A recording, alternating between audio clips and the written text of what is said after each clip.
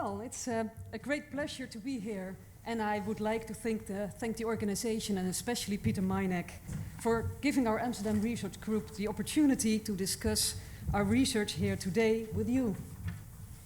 In the next 20 minutes, we intend to give you the first of a number of illustrations of the way our group approaches Greek and Latin literature from a cognitive linguistic and discourse pragmatic perspective.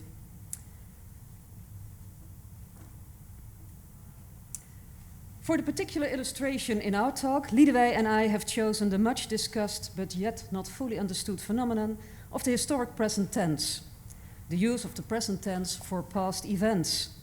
We hope to show you that a cognitive and discourse pragmatic approach might give us a better understanding of the variety of uses of the historic present tense in Latin historiography, and how it may help us in explaining its seemingly random distribution over text. The account we give here is not so much opposed to existing linguistic approaches, but rather complementary with them, and, for instance, fully compatible with dominant semantic views on the present tense in Latin, which describe the present tense in terms of simultaneity with the moment of speech. The corpus on which our observations are based consists of all 232 instances of the historic present tense in the main clauses of Livy's Ab Urbe Condita, Book 22, and Tacitus' Annals, Book 15. By way of preliminary, a few words first about the theoretical framework we work with, which is essentially eclectic in nature and could generally be characterized, as said, as cognitive linguistic and discourse pragmatic. It's cognitive linguistic in the sense that we are interested in general principles of linguistic cognitive processes underlying the production and reception of language, and in that we work with cognitive concepts which underlie linguistic form. Some important names of cognitive linguists whose studies have influenced our research are, among others, Herbert Clark, Ronald Langeke, Gilles Fauconnier, and Arie Verhagen. More specifically, with regard to tense and temporal deixis, we have been inspired by Frank Brissard and Jan Chovanec, and by various scholars who apply a cognitive approach to the analysis of narrative texts and literary style, such as Wallace Chafe, Barbara Denziker, Susan Fleischman, and Monika Vloedanik. In the field of classics, we have to mention especially Egbert Bakker here, who introduced cognitive linguistics in the late 80s in his studies on Homer's oral poetry. For our purposes today, two cognitive concepts are especially relevant, namely mental space and common ground. Mental space is, as you may know, a theoretical construct proposed by Fauconnier in 1994, which more or less corresponds to what in truth conditional semantics is referred to as possible worlds. In order to give an adequate account of the use of the historic present in our own historiographical corpus, it will prove essential to distinguish two different mental spaces and to assume a complex relationship between them. First, the mental space of the communicative situation in which a speaker exchanges information and ideas with an addressee, and second, the mental space of the story world that is created by the speaker. The term common ground, as initially defined by Clark and Brennan 1991, refers to the mutual understanding among communicators about what is being discussed. It can be understood, in the words of Clark, as the sum of two people's mutual, common, or joint knowledge, beliefs, and suppositions. The interactive process through which speaker and addressee exchange evidence in order to reach mutual understanding is referred to as grounding. Conversation analysts consider grounding, that is, anchoring the message into the common ground, as an essential condition for successful communication. The idea of common ground is central to our current research project on ancient historiography, in which we are working together with Rutger Allan. In this project, we explore the linguistic mechanisms by which an author, the historiographer, embeds the message in the knowledge and beliefs shared with the intended reader. The idea behind this is that a reader will only be able to interpret the message and be persuaded by it if it's firmly anchored to the common ground. Linguistic phenomena we study in this context are especially negation, discourse particles, and the topic of our talk today, the use of the historic present tense. The second branch of linguistics that we incorporate in our approach is so-called discourse pragmatics or discourse linguistics, which is typically concerned with the study of language above the level of the sentence or speech act. Essential to this discipline is the view that every piece of discourse, be it written or spoken, monological or dialogical, has a communicative aim or purpose of its own and is embedded in a specific communicative framework of speaker, addressee, and ground. The term discourse pragmatics actually captures a range of approaches developed for the analysis of coherent discourse and for the analysis of linguistic phenomena with a typical discourse function, such as tense, particles, word order, anaphoric reference, etc. For our own purposes, 3 of these approaches have been particularly relevant and useful, namely general models of coherent discourse structure, for instance the Geneva discourse model or functional discourse grammar, you may have heard of it. Second, models of narrative structure or episodic structure, and especially the model which was originally developed by William Labov in 1972, who describes the prototypical structure of a natural story or narrative episodes in terms of an abstract, orientation, complicating action, peak, evaluation, resolution, and a coda. And third, discourse mode theory, which has a long history starting in Europe with famous scholars like Benveniste and Weinrich, and which in the US has been given a new direction by Carlotta Smith. Ideas from both traditions have been developed further and applied to classical literature by our own Amsterdam research group, especially by Suzanne Adema. Now, our claim on the basis of the mentioned literature, and especially Langacker and Brizard, and also based on the investigation of our corpus, is that from a cognitive-linguistic point of view, the present tense in Latin historiography can be described and explained as a linguistic means for indicating an immediate epistemic status of the event, fact, or situation it refers to.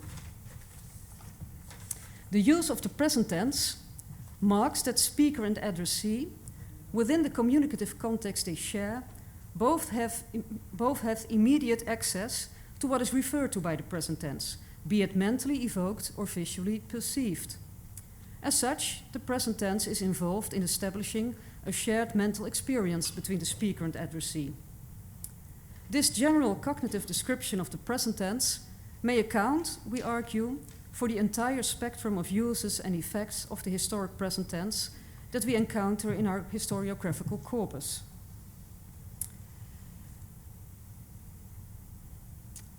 Now, this is all very abstract, of course.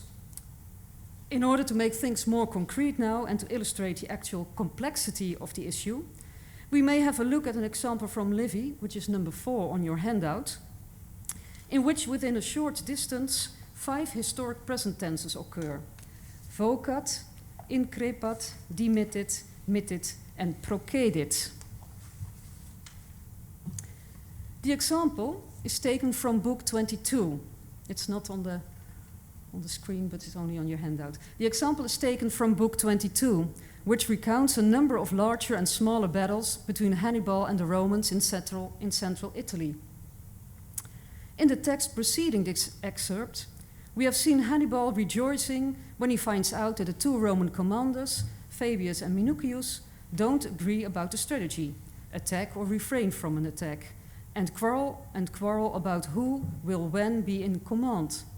Hannibal, as is his strategy throughout Book 22, tries to take advantage of the situation and to provoke the Romans by means of a ruse. And now I read the translation. The Romans no sooner descried them than they laughed at their small numbers, and everybody asked to be assigned the duty of dislodging the Carthaginians and capturing the place. Their general himself, as fatuous and rash as anyone, called the men to arms and railed at the enemy with idle threats. First he ordered out the light infantry. Then he sent the cavalry off in a solid column. Finally, when he saw that the enemy too were bringing up supports, he set forth with his legions in a battle array, and then a new section starts with a shift of focus to Hannibal.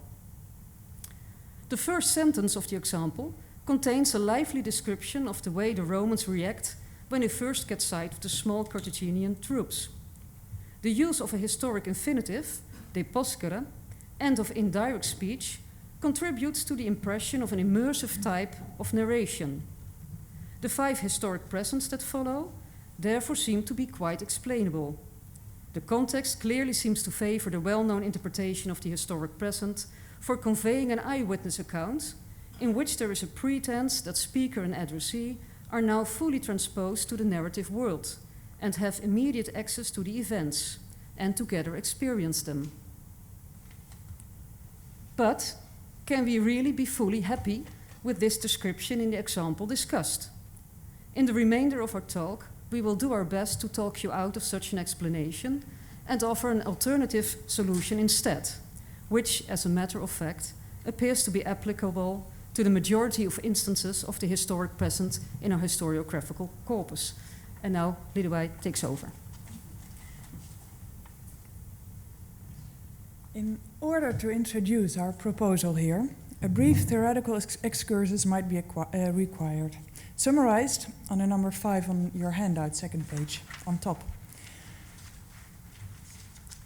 This figure involves the essential distinction between the strictly narrative text type, in the course of the history of text linguistics alternatively referred to as erzählte Welt, histoire, narrative, or narrative mode, and a text type that, in particular genres, may closely resemble narrative in a strict sense, and has received such names as besprochene Welt, discours, report, or, in our own terminology, discursive mode.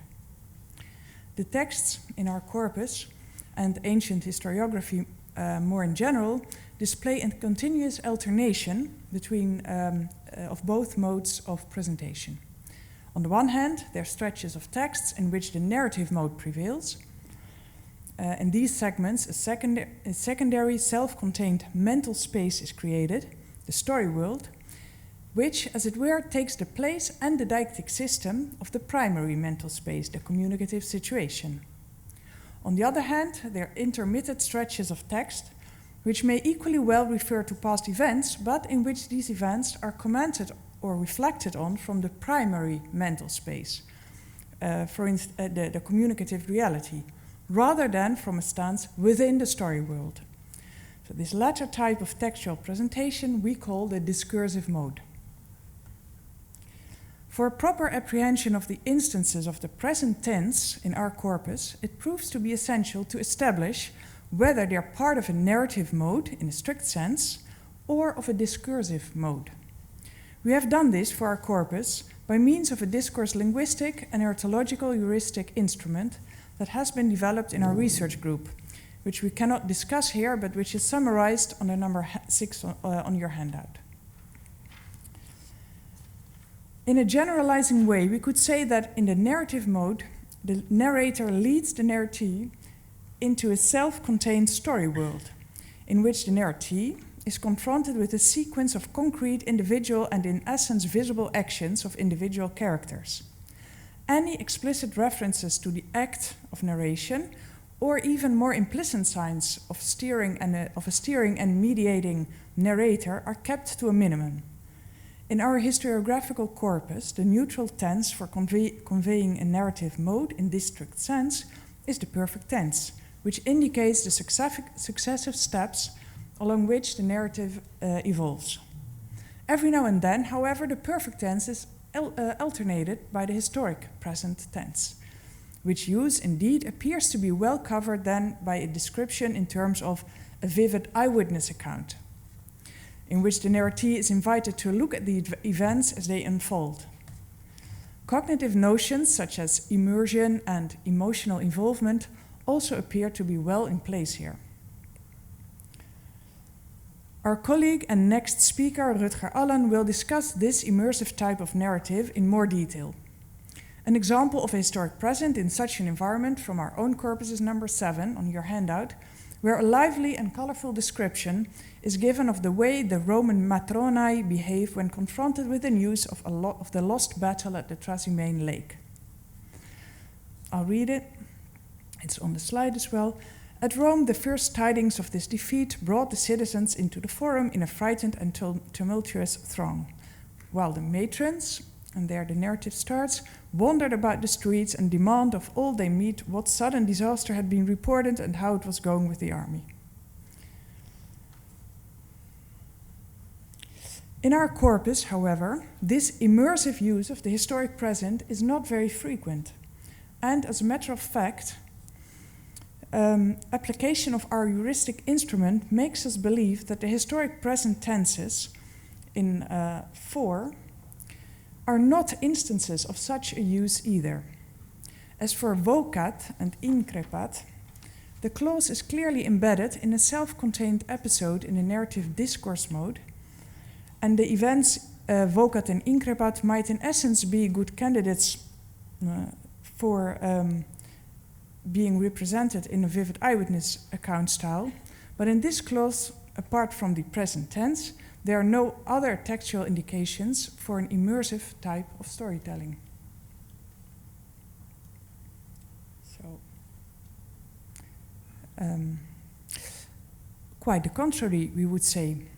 With the expression dux ipse, the historiographer starts a sentence in which the action of the Roman commander Minucius is judged as worse than his reckless soldiers. This evaluation has been prepared by earlier comments in Book 22 on the behavior of Minucius, so it takes little for the speaker to align his reader with his point of view. We would like to argue thus that with this sentence we leave for a while the mental space of the story world and are back in the primary mental space of the communicative situation, in which we, so to speak, see the historiographer at work in his efforts to give his personal representation of the narrative material, and to take the intended audience along with him. So this sentence contains, for the intended reader, many elements which are part of an ongoing argumentation. Apart from the depreciating dux ipse, also the words stolidissimos, ferocissimosque, and vanis are explainable as a speaker's comment referring to what the reader is assumed by now to understand. As you see, the sentence is full of dramatic irony. And the present tense of these verbs marks the alignment between the speaker and the addressee about the evaluation of these actions, thus constituting a common ground. Those who are familiar with Livy's Book 22 might recognize this story of Minucius and Fabius as one more exemplum in a recurrent pattern and dominant theme that also plays a major role in the first part of Book 22, and which becomes even more prominent in the second part of Book 22, in which Livy recounts the Battle of Cannae, with special emphasis on how the Roman defeat came about by personal ambition, reckless behavior, rash decisions, and disobedience of the Roman leaders, in particular the consul Varro. Thus, it is not mere coincidence, we think, that in the example under 4, the historiographer chooses to interrupt the mental space of the story world and temporarily resumes, so to speak, his dialogue with his reader in the discursive mode. The addressee has to be aware, here's a conclusion to be drawn, a lesson to be learned, a point that deserves special attention. In the following sentence, we find 3 more historic presents in discursive mode, for which we propose another motivation, based on many parallels in both Livy and Tacitus. A series of main events which depict a familiar pattern of military events without details, functioning as stepping stones in a transition between 2 more elaborate episodes. The present tense here seems to mark a presumed shared knowledge about this type of events, and the speaker's choice to quickly go over them as a bridge between episodes instead of marking them, as a perfect tense would have done, as meaningful in isolation. Summarizing the analysis, we observe that the historic present tenses, as used in the discussed passage, might at first sight be taken as somehow resembling the immersive use of the historic present in so-called eyewitness accounts, but we hope to have demonstrated that both the contexts of use and the effects achieved are quite different, and may call for different interpretation. So we fully acknowledge the immersive power of the historic present, but only in really narrative discourse, in which a story world is shaped and which the speaker and addressee, of which the speaker and addressee are not part. We have shown, albeit with only one example for reasons of time, that in the discursive mode, the common ground of the speaker and the addressee may come to the surface in varying degrees. The historic present seems to mark precisely this surfacing of the dialogical situation. We find the historic present especially in transitional sections, where, for instance, for rhetorical reasons or for reasons of processing ease, the communicative framework of the speaker and the addressee and the process of producing and processing the narrative material is focused on. In our corpus, especially in Tacitus, we came across the historic present in discursive mode, not in two, but really in three types of context. The third type is the so-called analytic present. And we have included one example of such a use as well. I'll read the English. Silius Nerva and Atticus Vestinus then entered their consulship, Ineunt, etc. The instances of this type are usually found in isolation and is part of a discursive transitional section in between two narrative episodes. Or, in more cognitive terms, this section paves the way for the start of a new mental space in which a new narrative episode may be built. What these historic presents have in common is that they contain information that can be considered common knowledge. For instance, because it has been derived from historiographical or other publicly known available sources. In this example, consulatum ineunt may be taken as reflecting one of the common formulas to be found on the Tabula de Albata. The present tense activates the common ground of speaker and addressee about this type of information, which is part of the community's collective memory. In the course of our research, we've seen that the contextual features of historic presence in discursive discourse are varied, and in Livy and Tacitus, at least three different contexts seem to stand out. In all cases, however, the addressee seems to be a factor in explaining the use of the historic present. In other words, the dialogical nature of discursive discourse comes to the surface in sentences marked with the historic present. The speaker wants the addressee to align with his perspective or structural choices, and the historic present seems to provide precisely this opportunity. The historic present in Latin historiography appears to be much more complex a phenomenon than is often acknowledged. We have problematized the accounts which speak of random distribution and accounts which explain each historic present as an eyewitness account. Instead, we have claimed what you see on the slide again, and we've used qualitative microanalysis of the text in order to understand the particular motivations behind the choice for a present tense instead of, for instance, a perfect tense.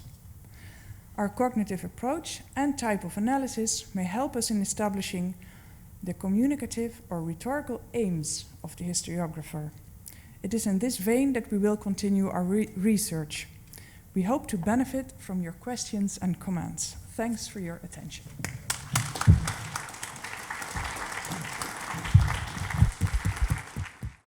Reading literature can be an intense experience. Perhaps the most famous example of how mentally absorbing books can be to a reader is Don Quixote de la Mancha. In chapter 1 of Cervantes' classic novel, we are told that Don Quixote so immersed himself, this is number 1 on your handout, so immersed himself in those romances that he spent whole days and nights over his books, and thus with little sleep and much reading, his brains dried up to such a degree that he lost the use of reason. His imagination became filled with a host of fancies he had read in his books. Enchantments, quarrels, battles, challenges, wounds, courtships, loves, tortures, and many other absurdities. So true did all this phantasmagoria from books appear to him that In his mind, he accounted no history in the world more authentic. Although our own experience of being immersed in stories may not have been quite so intense as that of Don Quixote, we all recognize how books are capable of drawing us into another world and can make us feel as if we are actually present at the scene, seeing what the characters see, thinking what they think, and feeling what they feel, meanwhile forgetting, at least to some degree, the world around us. When we are reading, we are used to practice a willing suspension of disbelief.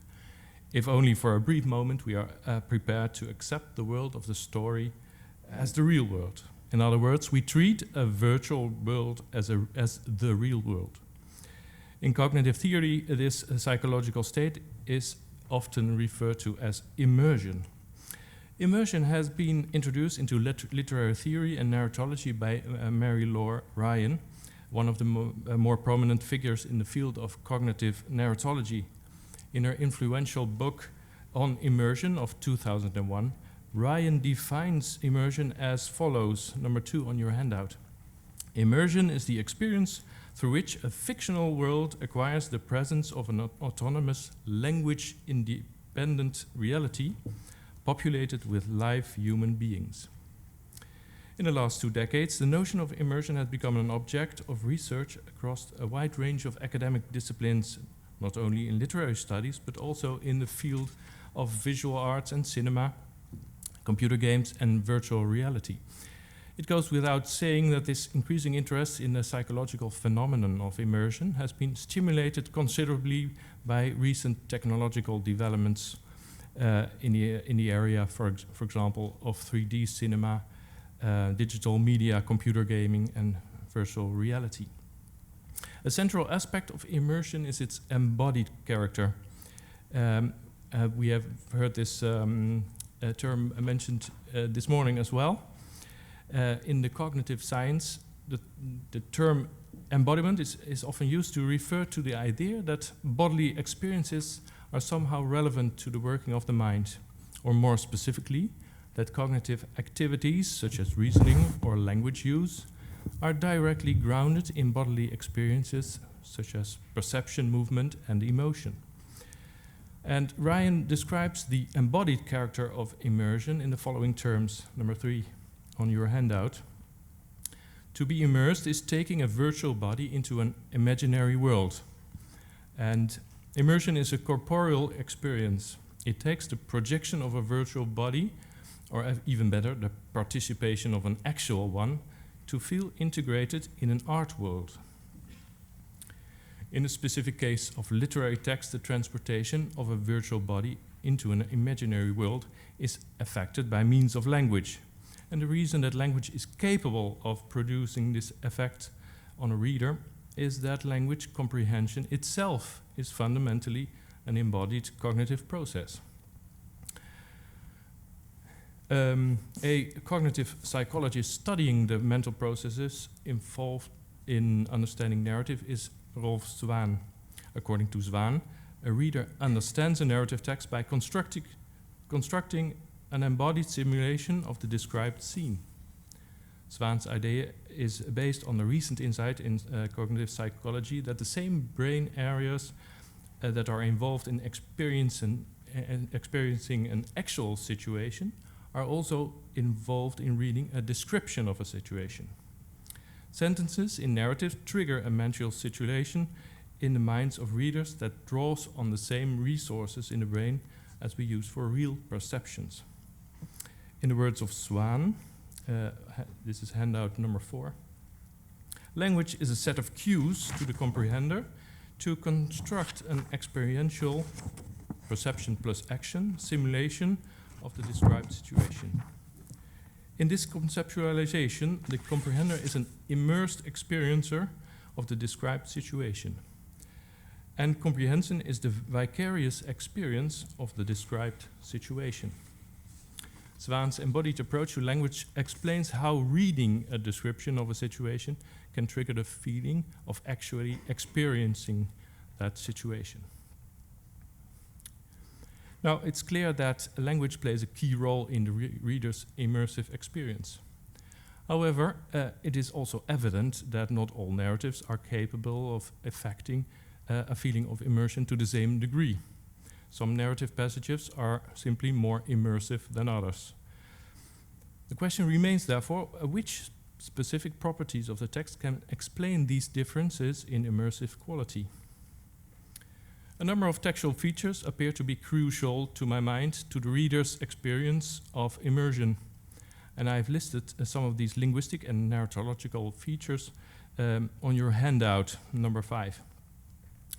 Some of these features I owe to the work of Ryan, and others I've added to the list myself. I categorize the immersive features under 5 general headings. The first of these is verisimilitude. An immersive text evokes a lifelike mental representation of persons, physical objects, actions, and their settings. Especially important to the Homeric examples, as we shall see later, are the requirement of graphic sensory details, detailed spatial information, and a relatively slow pace of narration. The time of narration should approximate narrated time. That is, the time to read or hear a passage should be roughly equal to the time passing in the story world. Another requirement is that events should be told in their natural chronological order. Deviations of the narrative timeline disturb the feeling of immersion. The second immersive aspect of narrative has to do with the choice of perspective. An immersive text selects its viewpoint within the described scene. An example of a linguistic device signaling a shift of the didactic center to the story world is the historical present, as we have seen in the presentation by Lidewij and Caroline. Historical present is a well-known narrative strategy to create an illusion of immediacy.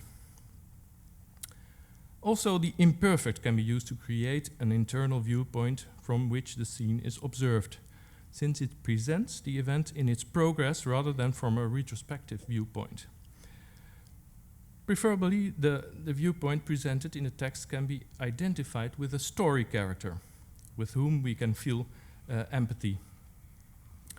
To put it in narratological terms, in order to be immersive, the narrative should be focalized by a character rather than by the narrator.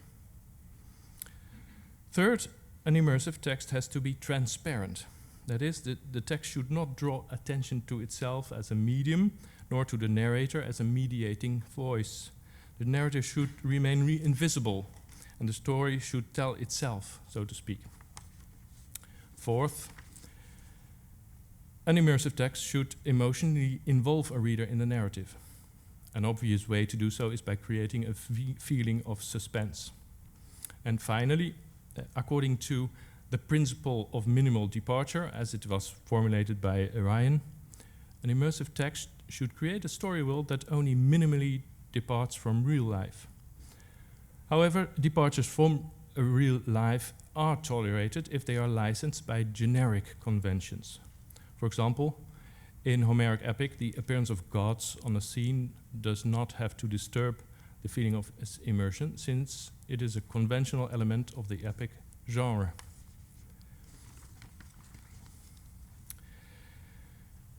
The reader's experience of immersion I've depicted schematically in figure 1 on your handout. And as you can see, the reader's mental transportation into the story world is represented by the thick arrow, and the story world is in full focus of the reader's attention, indicated by the thick circle.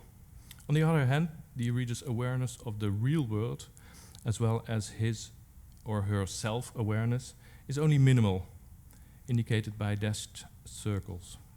And likewise, the mediating world of narration, including the narrator, is not visibly present in the narrative and therefore only in the background of the reader's consciousness. Now, to illustrate how these features are combined in a text to create an immersive effect, I will discuss finally 2 typical examples from Homer. And the choice for Homer is, of course, not a coincidence. Homer is often praised for his visualizing narrative style by ancients as well as by modern critics. Interestingly, Samuel Beckett already described the Homeric style in terms that are very similar to the terms used to describe immersion. Beckett characterizes what he calls the epic illusion in the following way, number 6 on your handout. All great poetry at its best transports us to the realms of gold. If for the moment we can put reason in abeyance, we are enthralled. The spell of poetry can make the hearer forget both himself and the poet and the real world about him. The story, in Homer, seems almost to tell itself. The words which transport us to the world of the heroes come from a source so submerged from view that the heroic life seems to move of its own vitality. The first passage I would like to discuss is the famous scene describing Hector's encounter with Andromache and Astyanax in the 6th book of the Iliad, number 7. So speaking glorious, Hector reached out to take his son, but the child shrank back, crying against the breast of the girded nurse, terrified at the sight of his own father, frightened by the bronze and the crest of the horsehair, as he saw it nodding dreadfully from the top of the helmet. There are a number of features that make this passage immersive. The audience's imagination is stimulated by the use of specific visual and auditory details. The nurse is girdled, the child is crying, Hector's armor is made of bronze, and the helmet crest is made of horsehair. The text also provides several clues about spatial positions and movements. The child shrinks back against the breast of the nurse. The crest is nodding from the top of the helmet. The speed of the narration is low. The time of the narration, in other words, approximates narrated time. However, to my mind, most crucial to the immersive quality of the scene is the switch to character vocalization. From line 468 to 470, we experience the events from Astyanax's visual as well as his emotional perspective. And we are strongly encouraged to feel empathy with the child. The shift to Astyanax's perspective is explicitly signaled by mental verbs, aturteis, tarbesas, and noesas. Also affective terms such as his dear father, patros filou, and the dreadful crest, lofon dainon, express the child's contradictory emotions as he sees his father. The narrative follows Astyanax's gaze across Hector's body.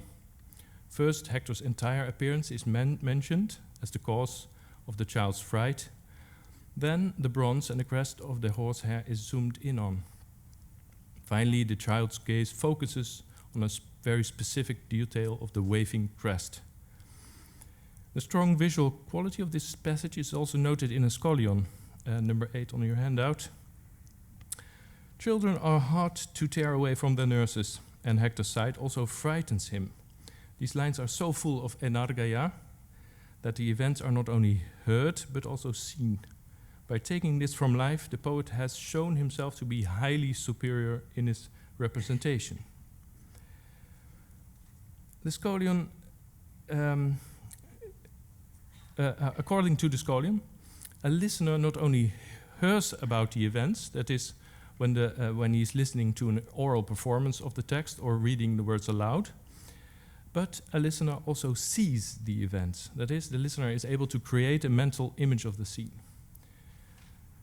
The scholion uses the term enargeia to characterize the passage, the ancient rhetorical concept of enargeia, which one could tentatively render as perceptual clarity or perceptual distinctness, shows an interesting similarity to the concept of immersion.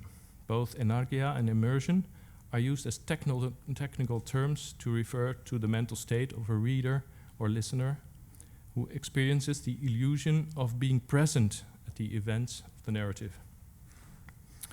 The scholion also mentions that the scene is taken from everyday life, or to put it in Ryan's terminology, the scene is fully in accordance with what she calls the principle of minimal departure. The second passage I would like to discuss is on your handout number 9, And it is, of course, another highlight in the story of the Iliad, Hector's death at the hands of Achilles. Like the evening star, on its path among the stars in the darkness of the night, the loveliest star set in the sky, such was the light gleaming from the point of the sharp spear Achilles held quivering in his right hand, as he purposed death for the godlike Hector, looking over his fine skin to find the most vulnerable place. All the rest of his body was covered with bronze armor, the fine armor he had stripped from mighty Patroclus when he killed him. But flesh was showing where the collarbones hold the joint of neck and shoulders at the gullet, where a man's life is most quickly destroyed. Godlike Achilles drove in there with his spear as Hector charged him, and the point went right through his soft neck. Again, an important factor in the immersive power of the text is its strong visual quality. After a detailed description of Achilles' impressive appearance, the poet directs our attention to the point of his spear. Its magnificent splendor is vividly evoked by means of a simile in which the spear point is likened to the beautiful evening star, a highly salient image familiar to the audience from everyday life experience. Similes are an important contribution to the immersive quality of the Homeric style. The immersive effect of similes is twofold. On the one hand, the simile invites the audience to picture mentally the alternative world that is so graphically evoked by the simile. On the other hand, the simile also serves to enrich and intensify the audience's mental representation of an element in the story world. In this case, it enhances our visualization and emotional response to Achilles' spear. In the rest of the passage, more sensory details are given. The point of Achilles' spear is sharp. Hector's skin is beautiful, his armor is bronze and beautiful, and the flesh of his neck is soft. Also, the detailed spatial information helps us to picture the situation mentally. Spatial information is provided by various linguistic means, by the use of preverbs, such as ab lamp, gleaming from, in line 319, eis horoon, looking at, in 321, and also by the use of an adjective in 320, dexiterei, in his right hand, by an adverbial clause in 324, hei kleides ab omon augen egusi laukanien, where the collarbones hold the joint of neck and shoulders, by an anaphoric adverb in line 326, tei, by prepositional phrases in line 326, epihoi, towards him, and in 327, the augenos, through his neck, and finally in 327 by an adverb, antikru, right through. Not only the spatial dimension, but also the temporal dimension contributes to the immersive quality of the passage. The speed of the narration is again low, as we have seen in the previous passage, and there are no deviations from the chronological order. As we have seen in the previous example, a crucial immersive feature is the shift to the perspective of a character. In this case, the character is Achilles. This shift in perspective is explicitly signaled by the mental verb phroneon in 320 and the verbs of perception as horoon and phaineto in 321 and 324. From line 320 onwards, we are inside Achilles' head. We are informed of Achilles' intention to kill Hector, and we are viewing Hector's body in close-up through Achilles' eyes. Achilles is visually scanning Hector's body to see where it would be most open to strike. Especially interesting in terms of perspective is the relative clause in 323. Ta patrokolo bien enarixe kataktas. The armor that he had stripped from Patroclus when he killed him. Strictly speaking, this is well-known information and therefore redundant. However, if you interpret it as the content of Achilles' thoughts, the line makes perfect sense. At the supreme moment of his revenge, Achilles bitterly recalls how Hector took the armor from his dear friend Patroclus. But then Achilles notices a weak spot on Hector's body. The imperfect aspect of the verb phaineto in 324 was becoming visible, was showing, has a function that is very typical of the use of imperfect in narrative. It creates an internal viewpoint on the scene. The imperfect form suggests that we're perceiving the weak spot through the eyes of Achilles while it is appearing. Finally, also the sensation that Hector's neck is soft can be ascribed to Achilles' sensory perception. While he is penetrating Hector's neck with his spear, he notices how soft the flesh is. I come to my conclusion.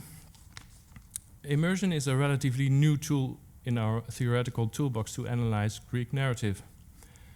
An important advantage of the concept of immersion is that it is firmly grounded both in current cognitive narratology and in cognitive linguistics. It links up, on the one hand, with well-established narratological concepts such as narrative speed, order, focalization, narratorial visibility, and genre conventions.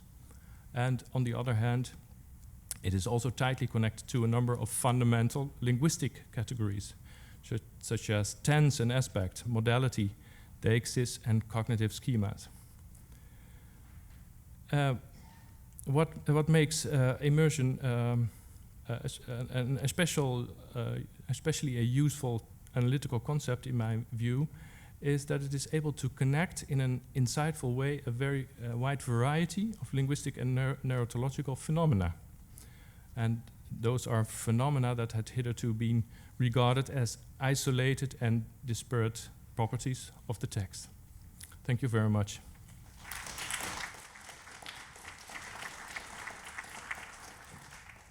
Thank you for the possibility to present part of this current project in which we indeed investigate domain-specific learning and instruction of Latin and Greek in Dutch high schools. So how to teach Latin and Greek languages and cultures. Within this project, I would like to mention the research of 3 PhD students who conduct their research while also teaching in high schools. There's Suzanne Rutger, who's investigating teaching translation skills to learners of Latin in secondary education in high schools, and she does so by making use of eye-tracking technology. There's Coggy van Oeveren, whose main question is how teachers can teach language and culture in an integrated manner, and Chelsea O'Brien, who is Dutch but has a very a name that I can very nicely pronounce today. And she does research aimed at improving the metacognitive skills of learners of Latin, focusing on highly intelligent learners. Today, I wish to investigate the value of cognitive linguistics in narratology for one part of teaching these school subjects, the acquisition of reading skills and text comprehension. In short, we need exercises that allow learners of Latin to acquire comprehension strategies while also stimulating literary reading. We can make such exercises, I think, by making use of cognitive theory in our teaching. My line of argument is as follows. Learners of Latin do not do what good readers of Latin or other languages do. It is helpful when activities and implicit knowledge of good readers are made visible to students in a cognitive and interpretive apprenticeship. Cognitive, linguistic, and narratological research is essential in making a specific type of implicit knowledge of good readers explicit and thus available to learners. The activities and implicit knowledge of good readers may be turned into design principles for exercises in text comprehension and interpretation. And an example of such an exercise could be an exercise concerning the textual features of tension or suspense in Livy. First, however, I'll take you through a story by Livy. I would like to show you what happens when we encounter it and then how a student might approach it. The story is in Latin and in English, also printed on your handout. It's part of the first book, and King Servius Tullius had been planning to make Rome the most important city in its immediate environment. He therefore persuaded other Latin tribes to build a temple for Diana together to be set up in Rome. But there was one man amongst the Sabines who thought that he saw an opportunity to recover the empire by a shrewd plan of his own. In the Sabine country, on the farm of a certain head of a family, there was born a heifer of extraordinary size and beauty, a marvel to which the horns afterwards bore testimony, for they were fastened up for many generations in the vestibule of Diana's temple. This heifer was regarded as a prodigy, as indeed it was. Soothsayers prophesied that the state whose citizens should sacrifice the animal to Diana would be the seat of empire, and this prediction had reached the ears of the priest of Diana's shrine. On the earliest day, which seemed suitable for the sacrifice, the Sabine drove the heifer to Rome, and bringing her to the shrine of Diana, led her up to the altar. There, the Roman priest, moved by the great size of the victim, which had been much talked about, and recalling the prophecy, asked the Sabine, "What is this that you are doing, stranger? Would you sacrifice unpurified to Diana? Not so. First bathe in a running stream. The Tiber flows by in the bottom of this valley." Here I would like to reflect on the suspense in the story, or rather in us, as we hear about this speech by the Roman priest.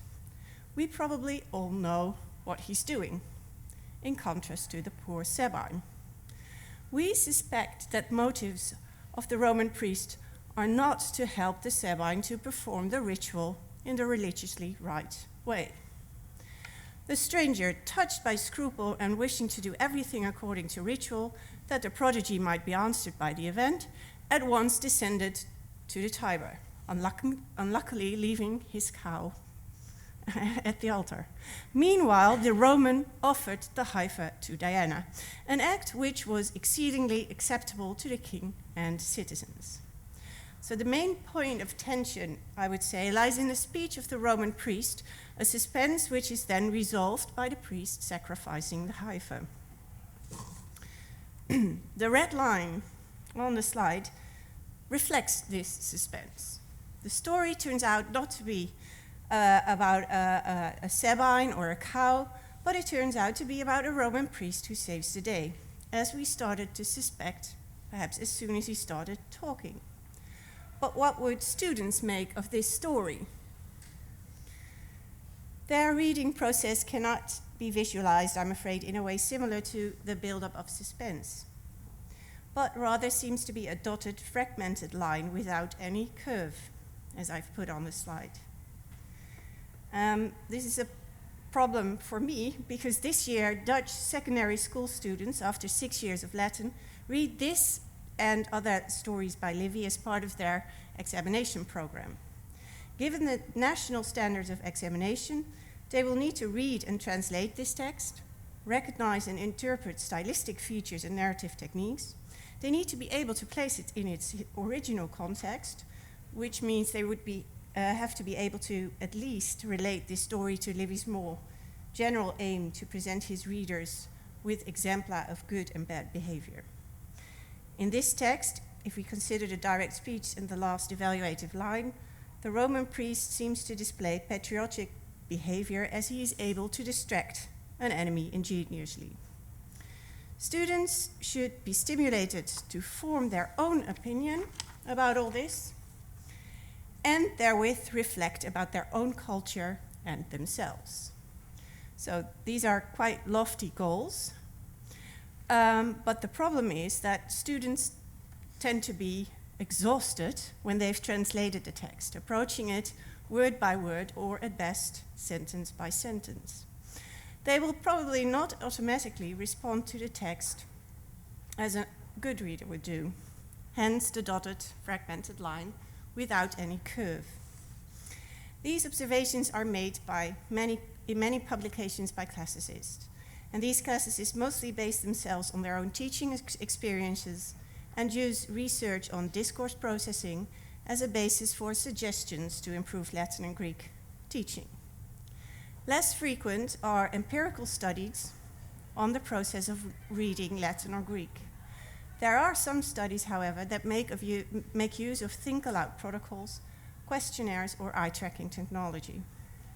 And I've put bibliographical references on my last slides. When we take all these studies together, an image emerges. Obviously, more research is necessary, but an image emerges that there's a huge importance or time spent on dictionary use. Students focus on words, word groups, or at the sentence level. They show a lack of strategies. They start to read immediately, for instance, and do not differentiate in importance of parts of text. Literary or emotional responses to the content of the text are not really measured to date. I will not address the problem of the dictionary use, but we can address the lack of strategies and the focus on small parts of the text more specifically by using theory on text comprehension. We may use definitions and theory from the construction integration model by Kinch. Suzanne, about whom Rutger was talking, is part of the same model, uses the same model. It consists of several levels, of which the most relevant ones are on the slide. The surface level is the text in its physical form, the paper or slide on which I just showed you the story about Diana's cow. The text base is the semantic underpinning of the text. It consists of propositions, microstructures, and a macrostructure in which the relation between these propositions is constructed. The knowledge at the text base level is strictly related to the text. Kinch calls it encapsulated knowledge. And in case of our story on the beautiful cow, it contains all events in chronological order, as well as the comments of the narrator. Then the situation model is the result of a process of construction and integration of knowledge. It's built by making use of bottom-up and top-down processes of knowledge. Readers construct a situation model by integrating all the information in a text with all the information they already have. The types of knowledge they already have may range from morphology, at the bottom, or to knowledge on how the world works, top-down. It may also include knowledge of typical Livian episodes. And all these types of knowledge may be modified while reading and constructing a situation model. So, the situation model, the construction integration model, focuses on activities that involve knowledge. But this approach to reading leaves out an important aspect of reading literature, as, for example, Janssen points out. She observes that literary reading encompasses both cognitive and emotional aspects. Feelings, sensations, emotional and aesthetic reactions play an important role in literary reading. They are part of the process of understanding. The situation model and emotional response are different for each reader, of course, as each reader brings different background knowledge to the text and approaches a text with different goals in mind. In a school situation, however, a teacher will have some sort of minimum or basic situation model in mind that he wants his students to construct. Dutch secondary school students, for instance, should be able to relate individual episodes to Livy's larger goals of presenting exempla. In terms of the construction integration model, however, secondary school students often barely construct a text base and do not seem to construct a situation model when first reading or translating a text, let alone that they experience anything to do with the content of the text. They experience lots of things, usually. In short, they do not do what good readers do, who do construct a situation model. The idea that learners should copy what good readers do draws on the premise of an imitatio of cognitive processes, a cognitive apprenticeship, as proposed by Collins, Brown, and Holm. In cognitive apprenticeship, one needs to deliberately bring the thinking to the surface, to make it visible, whether it's in reading, writing, or problem solving. However, since we read literary texts in our classes, it's not merely a cognitive apprenticeship of reading. It's also an interpretative apprenticeship, as Levine and Horton have called it. They use the term to describe lesson plans or instructional models that pull the curtain back on the tacit interpretive processes that underlie literary sense-making. This can be done by means of relevant and suitable literary concepts such as symbolic archetypes, cues for irony, effective appraisal. Similar instructional models can be found under the name pedagogical stylistics. Key to both apprenticeships is to make implicit processes of both comprehending and literary response explicit. Duke et al. Is helpful in this respect as they summarize reading research in a list of what good readers do when they read. And here I've summarized their summary even further, listing those activities that correspond to the things learners of Latin do not seem to do. Good readers scan a text before reading. They take short breaks, processing the text. They let text processing or thinking about a text continue when they are done reading. They use cultural historical knowledge and knowledge of text structure. Literary readers, in addition, respond to text, make inferences, ask, the K is gone missing, ask questions. And they use relevant concepts to come to an interpretation.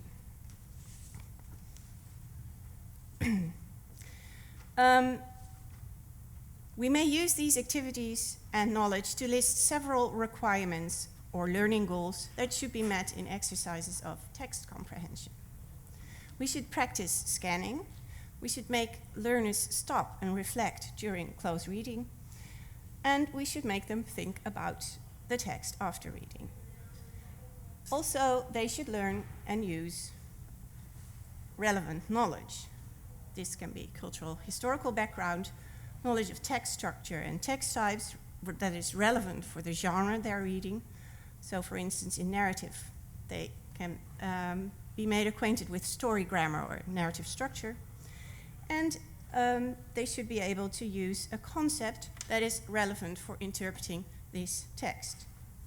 Of course, they should also use knowledge of words and grammar, but these are requirements for exercises that do not necessarily focus on those aspects. These activities and knowledge can be illustrated by reviewing our reading of the story about the cow earlier. I did not make you scan the text, but I did make you stop at one point to reflect on the suspense in the story and its possible outcome. Whereas activities such as scanning and pausing to think are generally applicable to all text, the relevant knowledge is dependent of the text or text type. In our story, the build-up of tension seems a relevant concept for our interpretation. The most salient point was recognized, I would say, because of implicit knowledge of the cultural historical background and of the underlying schema or story grammar of brief narratives, perhaps even of episodes in Livy specifically.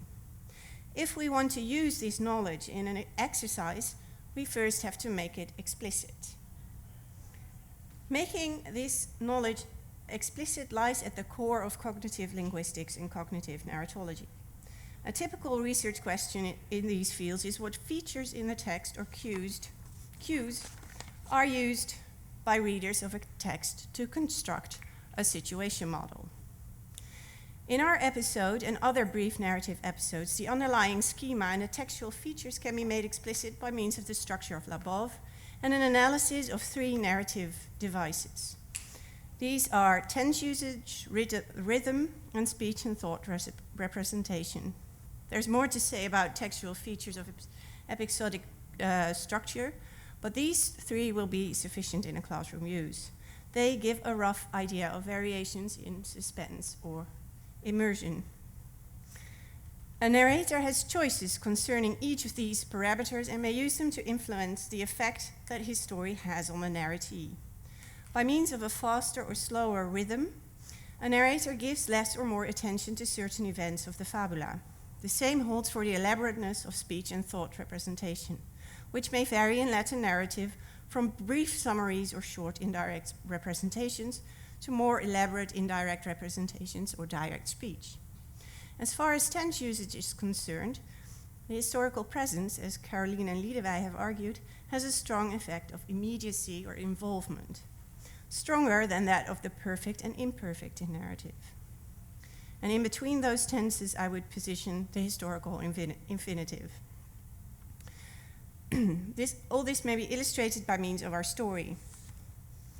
And this table is also printed on your handout.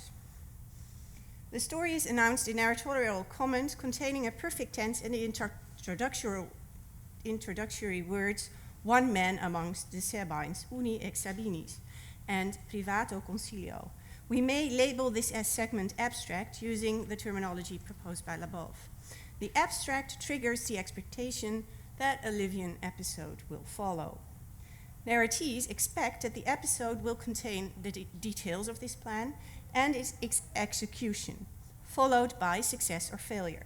Information on Rome's history suggests that failure of a plan of a Sabine is more likely than success. The text continues with information about a cow presenting an orientation to the story by means of narratorial comment in present and perfect tenses.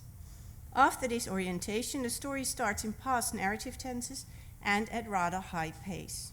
The first event is a prophecy concerning the cow, and this prophecy is presented by means of brief indirect discourse. The rhythm slows down in the next segment, which also features historical presence. The tempo or the rhythm, it decreases even further in the next segment, in which the priest gives his speech, that is presented directly. We here find an accumulation of immersive features pointing at the most salient part of the story, the peak. The rest, what happens afterwards, is then narrated at a high pace by means of historical present. And the present imolot fulfills our expectation that was raised by the speech of the Roman priest. The episode is ended by means of an evaluation, which we may recognize from mire gratum. So we've made the structure of the narrative explicit. Text structuring devices are important cues when readers construct a situation model. Therefore, they need to be made explicit in teaching according to the premise of cognitive apprenticeship. An analysis of the tension in an episode, culminating in the concomitant use of several immersive features, may at the same time function in the interpretative apprenticeship. Choices on these three separate parameters create a variation in involvement, in suspense and relief. An analysis of these choices makes apparent what attention a narrator gives to a certain part of his fabula. This variation in attention is important information when interpreting, especially for students for whom every word group or sentence seems to have the same importance. So we may, to sum up, reach several goals when teaching the features of episodic structure in Livy. Students get an idea of text structure in Latin narrative text in general, which helps them to stop focusing on words or sentences. In addition, the structure shows them that not all segments in Livy's long historiographic narrative are equally important for him to reach his goals of, for instance, presenting exempla. Students should pay special attention when they notice a build-up of suspense culminating in a peak. If students do the exercise, they will have this and this